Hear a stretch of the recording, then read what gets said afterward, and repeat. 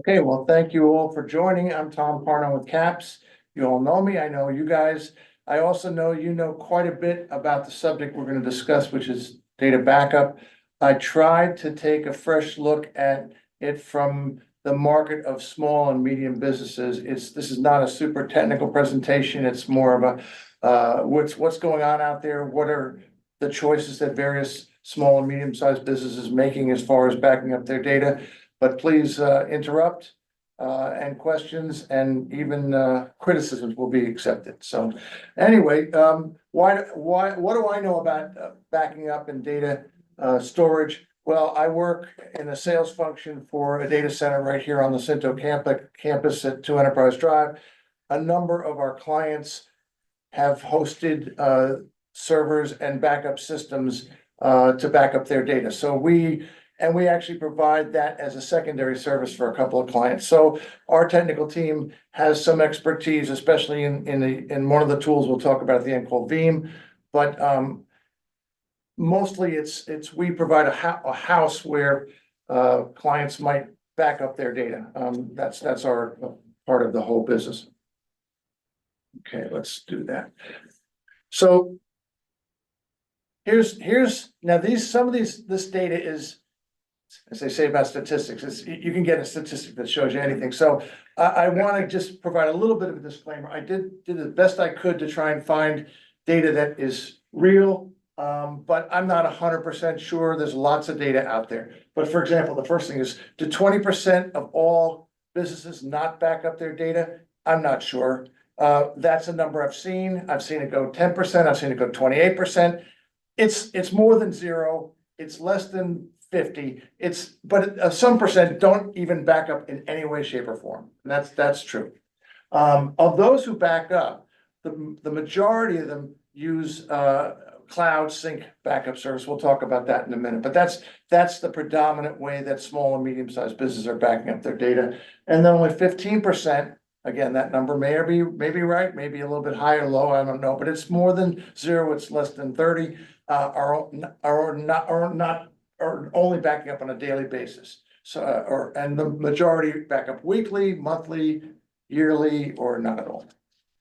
Okay. So why are people not backing up their data? Well, I think the most important reason is cost.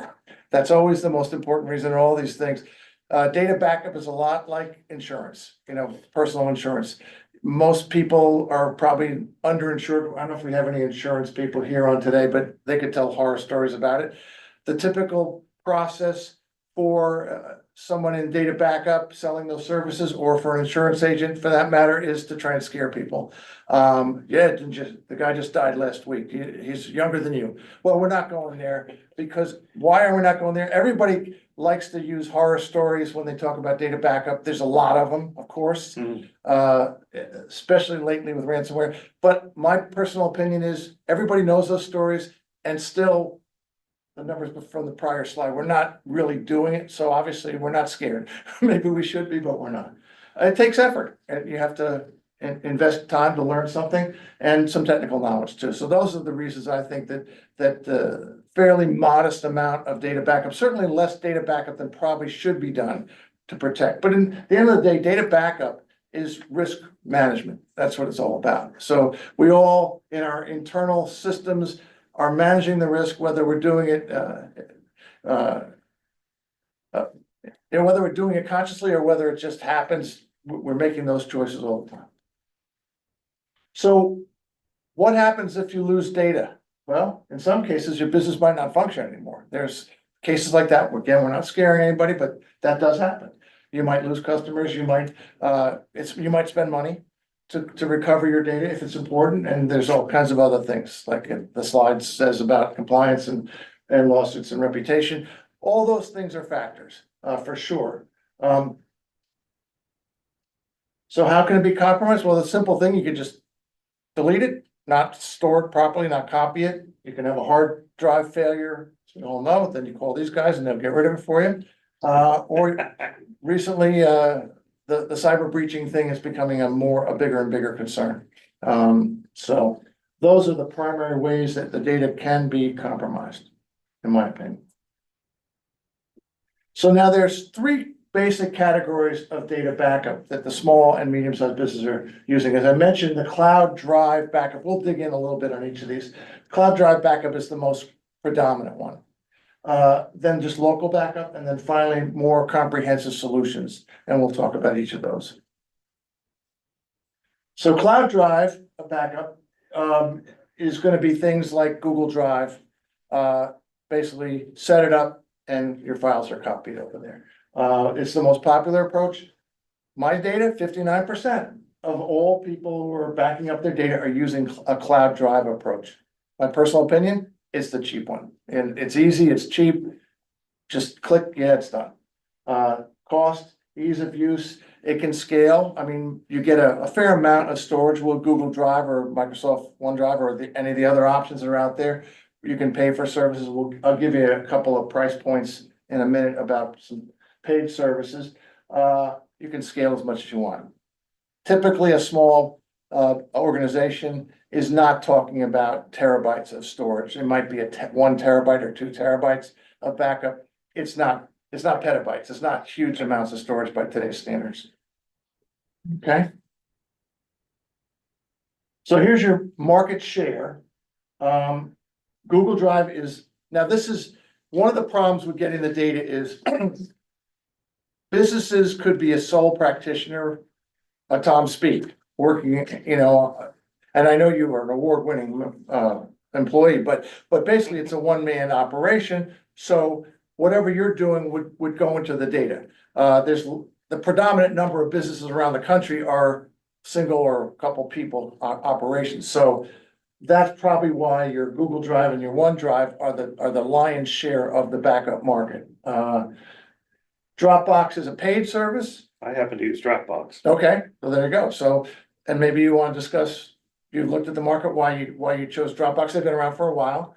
All right, why did you do it?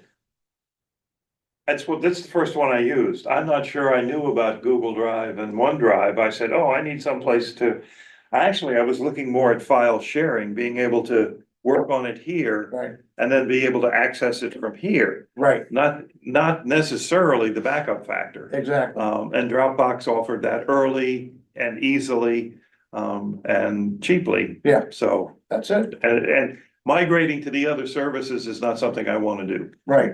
No, understood. Once Yeah. you start something that works, why would you change? Yeah. And Ain't broke, don't fix it. And you're paying a little bit, but not a crazy amount. Yeah. Yeah. So, okay. All right. Now, it turns out I'll give you a price on iDrive in this category. iDrive was the lowest in market share, but currently from the research I've done, and there's a link there if you want it, that's an article I found pretty useful that reviewed lots of different choices in there. And basically they said iDrive at the moment is the hands down lowest cost solution in this particular category of cloud drive. And so an example, you can get 5 terabytes unlimited devices for under $100 a year. So Dropbox may be more than that, I don't know. I don't know. It comes out of the, it's one of those subscription things that they talk about. You need to go through and clean out your subscription. Dropbox, I'm pretty sure, I use that as well. I think it's around the same price if you pay yearly, but I think you only get 2 terabytes of storage. Yeah. For that price. Crazy, that's a great value. Yeah, so if you look at that article, these articles, a lot of times they're selling something, they get a commission. This one seemed a little bit Well, I more wonder about impartial. the features, because I use Dropbox, I wouldn't use any of the other ones just because the features that they offer definitely beat out Google and OneDrive. Right, I wouldn't use OneDrive just because they try to shove it down your throat so much. Like, Yeah. I hate it. It's just like, stop, I'm never gonna use this. so that's category 1, the most popular way that small and medium businesses backing up data. Category 2 is a local backup. Here we go. Mhm. Anybody ever get one of these? This baby's got 32 gig, huh? 32 gig. It's yours at Walmart for $15 maybe, I don't know, something like that. So, but you can lose it, and then what do you do? It's gone. So there's problems with local backup, but it could be just a USB device, it could be a hard drive that you've got that you're dedicated to that, it could be network attached storage. Lots of different ways you can do local. The advantage is instead of accessing your stored data, your backup data from the cloud, it's local, you may have the latency, the speed of recovery may be better. Restoration and a little more control too, if you've got it. there's arguments about which is more secure. Is it more secure to have it in the cloud? Is it more secure to have it in your office or in your garage? It depends a lot on the specifics of how you've done it. Okay, so that's the second most common way. Now, the pricing on this for a local backup option depends on, basically you're buying a device and setting it up. It could be less than $100. It could be a couple, $3,000. It could be as much as you want to spend. But in general, I think that's sort of a range of, you're typically for the local backup option, you're buying some equipment and you're setting it up, and then it's done. I just bought a 4 terabyte SSD for somewhere in the neighborhood of $250. Okay. Yeah. So now in both those cases, the knock on cloud storage or local storage is basically, like you're saying, it's a file sharing approach. It's a copy. It might be they call it a syncing operation. So if you change your file, it will automatically update Google Drive and say, okay, now that, so do you have the earlier version of that file? You can do that if you set it up, if you think about it. But a lot of people who are using these approaches are not doing that. So basically, they're keeping one copy, the latest and greatest version of, they're not keeping a historic range of them, and that can be a problem in some cases. If you made a change and then later on you say, oh, what did I do 2 months ago? Because that's what I really need. And that's one of the general problems with either the cloud drive or the on-site storage. Doesn't mean you can't store generational databases and other copies of your data, but in general, people don't do that as much as with some more advanced solutions. So that's where we're gonna go next. So now I'm calling this comprehensive backup and recovery solutions. I don't know that that's a industry term, but it's a term I use. It is now. Yeah. So why would you even do that? This is a more expensive solution. This could be a lot more expensive, depends on what you do. But why would you do it? Well, you're reducing your risk, and you're doing that by giving you a much better chance of recovering all of your data. So your data is not just a couple of files. Your data could be images. I mean, you've got all kinds of data. We've got video, we've all kinds of things. Lately, one of the big subjects is in the data backup is your software as a service. Best example of that is Microsoft 365, probably the most commonly used software as a service application. But the trend for small business as well as large is to use more and more software as a service tools. At the end of the day, whether you're using Microsoft 365 or whether you're using Salesforce or whether you're using any of the thousands of others that are out there, they typically do a certain amount of storage built into their application, but they stop at some point. They're not going to store your stuff indefinitely. A growing trend now is for some of these higher end solutions and backup to offer you the option of long-term storage and backup and recovery of SaaS applications as well. And even for small businesses, the current usage, if you say for a small company here in the chamber, what is the mix of your applications that you guys work on between software as a service and others? It's over 50% are software as a service applications that are people, and it's growing. Could be 85% in the next couple of years. So that's the trend. So there's an exposure. It may or may not be important. I mean, it may be okay. If I don't save that particular file I did on a SaaS application 3 years from now and I can't recover it, my company's not going out of business. I'm not going to get sued. It might be a pain in the neck. I might have to find the old paper copy and scan it and retype it, whatever it is. So you have to make those judgments. But in some cases, I can imagine a case if you've got some kind of a contract you wrote and you don't have a copy of that contract and 3 years later, there's a problem, that could become a very expensive situation. So that might argue for doing something like this. So you would spend the money on these comprehensive systems if you felt like that kind of backup is important for what you're doing. So the current world, and I'm talking, we have experience with Veeam in particular, but there's lots of other products out there.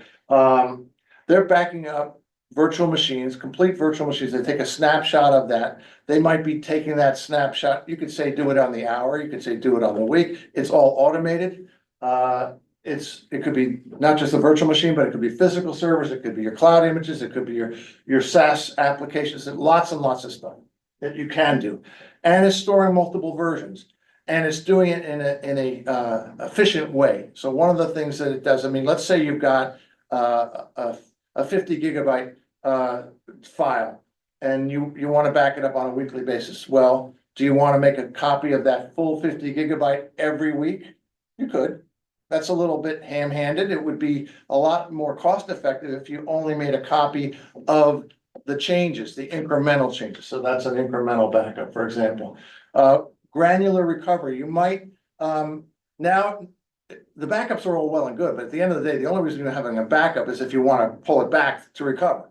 So do you want to pull back that 50 gigabyte file, or do you really want to see if you can just pull back the file that you're really looking for? That's what granular recovery would be about. And some of these higher end tools will give you a lot of that.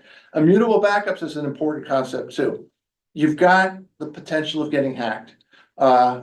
There's lots of encryption that these tools are providing, but you can also make a storage of a copy of a file or data, and then say, all right, now that that's stored, it's immutable. Nobody can change it.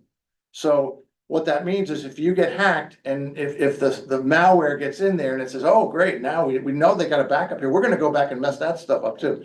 Can't do it. Well, it won't let you change the file.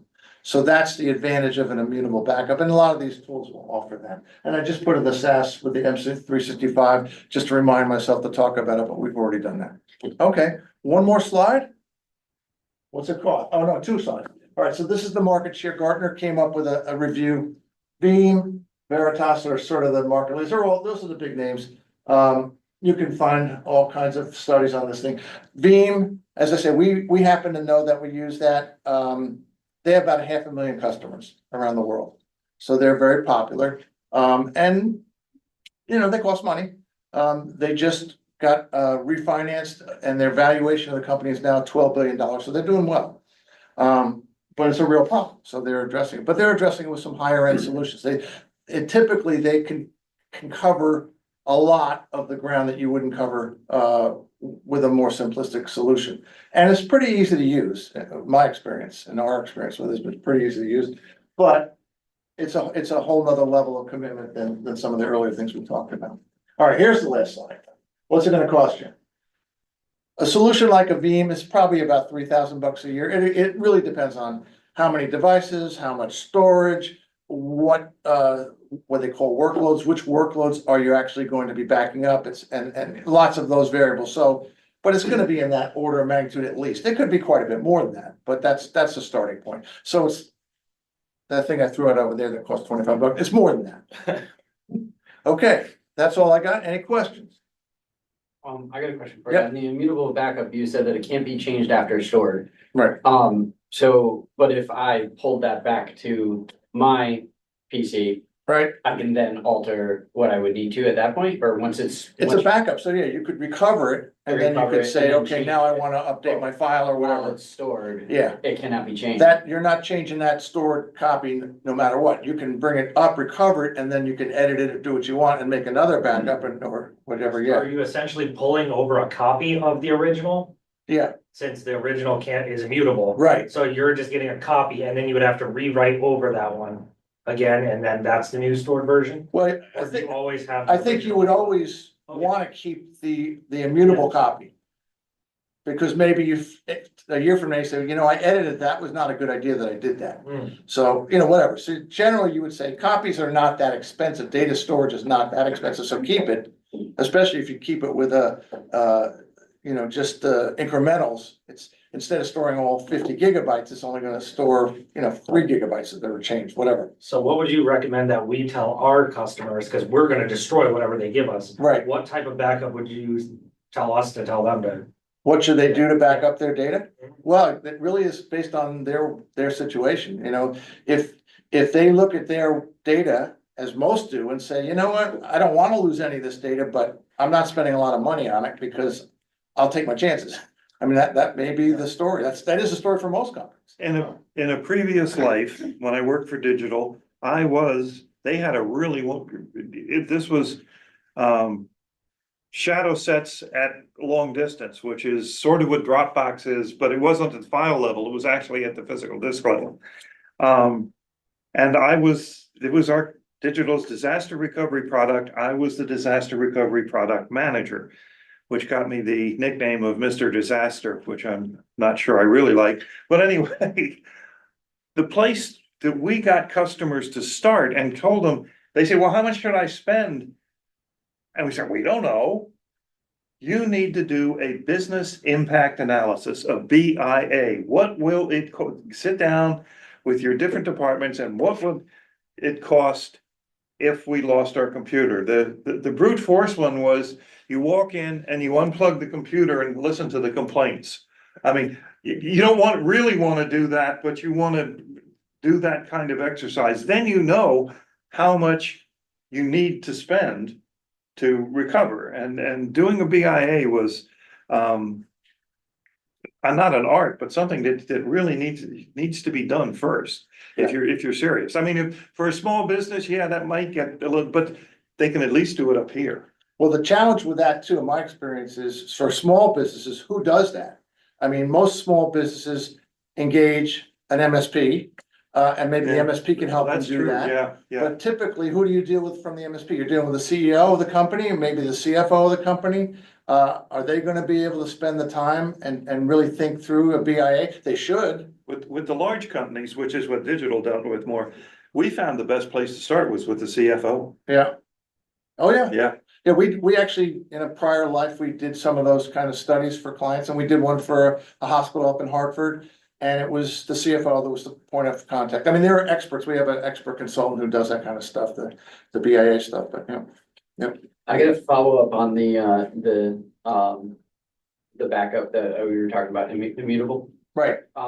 You said that if malware were to access it, so say that were to happen, they still can obviously then see, they can't change it and alter it, but if my social and my address and all that was stored in there, they would have access to it. Well, yeah, if you've been breached Yeah, and they're in your system, they don't need to get to your backup. They've got your production stuff probably to start with. And but then the nefarious thing is they want to not just, they're gonna get in, they're gonna be quiet for maybe several months, learn a lot about you, mess some stuff up. I'm not trying to scare anybody here, by the way. And then maybe they'll go, just for extra credit, mess up your backups too. So you can't, because if it's a ransomware, they wanna have you tight so that, yeah, we know where you're going. it is a family show. Competitor for that matter. Exactly. And, Tough you know, just, business. again, no scaring here, but we have a company that we know very well, not in Connecticut, but in the area. 50-person company, under 15 million in sales, been around for a long time. They got hit by currently the worst ransomware attacker in the world. The guys who took out all the car dealerships, you remember that one a year ago? The same guys. And they picked on a small little company and they hit them with a good ransomware. And the reason they did is because they know that these guys are actually a small production and shipping company. They shut them down. So now you gotta make a choice. Am I gonna not do business for the next months, years? Or am I gonna write the check? And the check was $1 million for a small company. And you don't have much choice at that point. I mean, if you wanna be in business, you have to open the doors. You can't not have production. You can't not collect. I mean, there's the other example is that a ransomware at a hospital in Hartford last summer, I think it was. And used to be that the bad guys would not attack healthcare companies at hospitals because at least there was a certain honor among the thieves there that they wouldn't do that. But these guys, and it was an Iranian group, did. And they basically locked up all of the monitoring systems within the hospital. So you're in the ER room and all your, blood pressure and all the other stuff's going in, that's shut, that's done. So the ER room is shut. And then they shut down all of the payment systems. So it turns out a hospital is, there's so much money flowing in and out that if they don't get reimbursed by Medicare within a week or two, cash is over and they have to shut their doors. And that's basically what happened. They basically had to say, okay, until they borrowed $8 million from the state of Connecticut to pay some of their vendors, so they didn't have to shut everything down. They shut down the ER and they farmed a lot of people to different other hospitals until they could figure this thing out. And they did pay the ransomware too. So these guys are looking for those kind of situations where if they lock up your data, you can't function and you're gonna have to write them a big check or you're gonna go out of business. That, and there are situations like that. Not every company fortunately has that exposure, but some do. And some are actually thinking about it. I know at least a couple here in the chamber, not in this room, who, and I don't know what their protection strategies are, but I know the kind of business they do. I would think they'd be a target, because of the kind of business they do. And they don't have to be big companies. So again, every company has to really give that some serious thought, and it's a C-level decision. And the leadership of the company has to think about the questions of data exposure and what happens if this or that or the other thing happens, and then decide how much time and effort and money they want to spend to mitigate risk, because it's only about mitigating risk. That's all it is. So the question about the SaaS backups, how exactly do those work, since they're usually on like their own separate cloud They are, servers? yeah, so I don't know a heck of a lot about how they do it. I can point you to some things that I've read about it. I mean, certainly Veeam is doing a lot of that. There's a company up in Boston, and I don't remember the name, I'll get you that if you want, but that they set up a couple years ago, and their focus is strictly on backups for SaaS. So they must do something with APIs or something where they, get into the applications and backing things up, but I don't know exactly how they do it. I'll see what I can find for you. Yeah, I was curious, because you don't, Yeah. but like you don't hear a lot about that. Yeah, no, but it's because so much activity is going to the SaaS world, it's the next logical thing. Yeah. Tom, have you noticed? Oh, sorry. Yep, go ahead. Have you noticed any, I guess, industries that are trending towards more of an incremental backup that necessarily weren't before? Or is it kind of the usual suspects in regards to, the types of industries that are utilizing incremental backups? Yeah, I don't know the answer to that one, Weston, but I would think, like you said, the usual suspects, the guys who are, who have the most to lose. Yeah, I'm sure if you look at, again, I'm not trying to sell Veeam, but if you look at Veeam or some of the competitors there in that space, they publish a lot of information. You could find out something about that.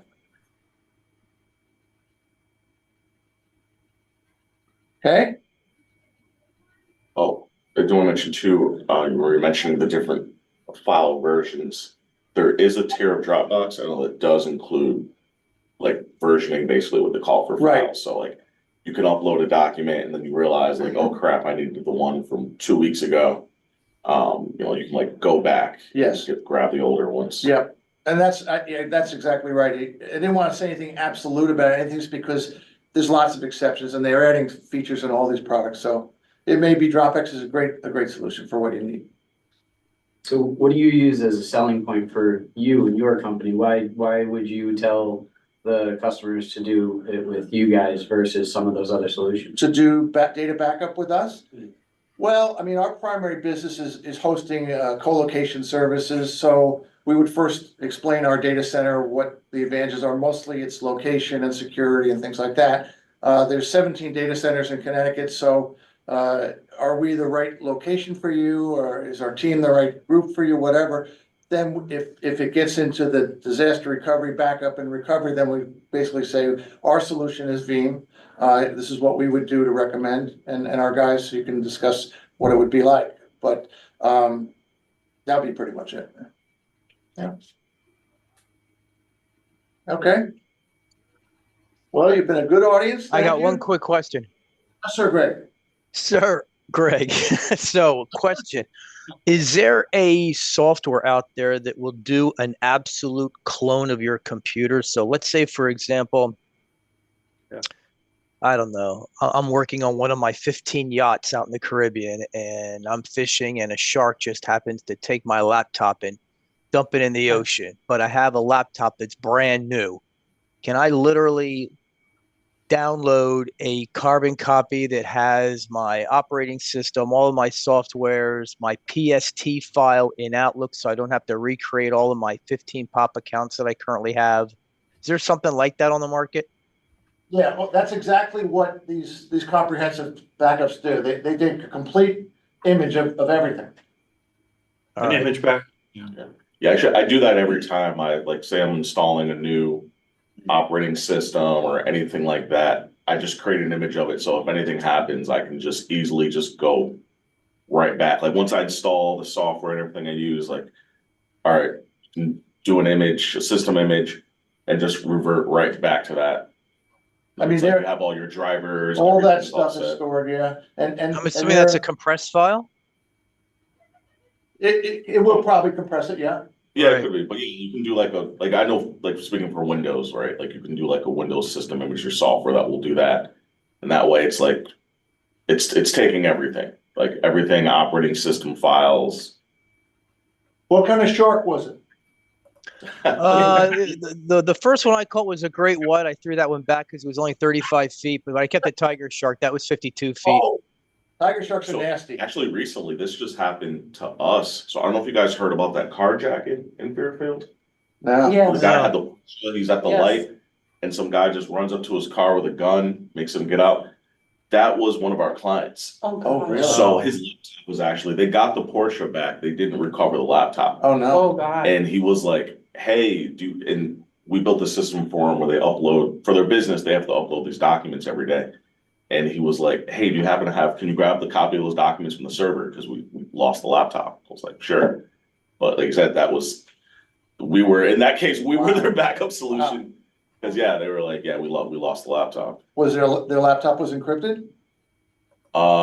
Maybe. Probably not. I'm gonna say no. I have no I idea. mean, that's the other thing is you should encrypt your laptops, just for that reason. Every once in a while you lose it or it gets stolen, and if they can open it up. Oh, especially if you're in any kind of a HIPAA compliant. Oh, That you was got a one. problem with them too, yeah? I remember a laptop got stolen from Best Buy, and it was from a doctor, and it wasn't encrypted, Yeah. and they got a bunch of data from it, and then the doctor ended up getting in trouble. Yeah, the health. Sucks. You get fined for every record that goes out if you're in the healthcare business, yeah. Okay, so question Can for somebody like, send me the information on that, please, on how to do a mirror image of your computer? Okay, Thank you. I'd Yep. appreciate that. And what are you using? I don't think. I'm I'm not. operates. I just do I have an automatic daily backup of my files that I use on an external 1 terabyte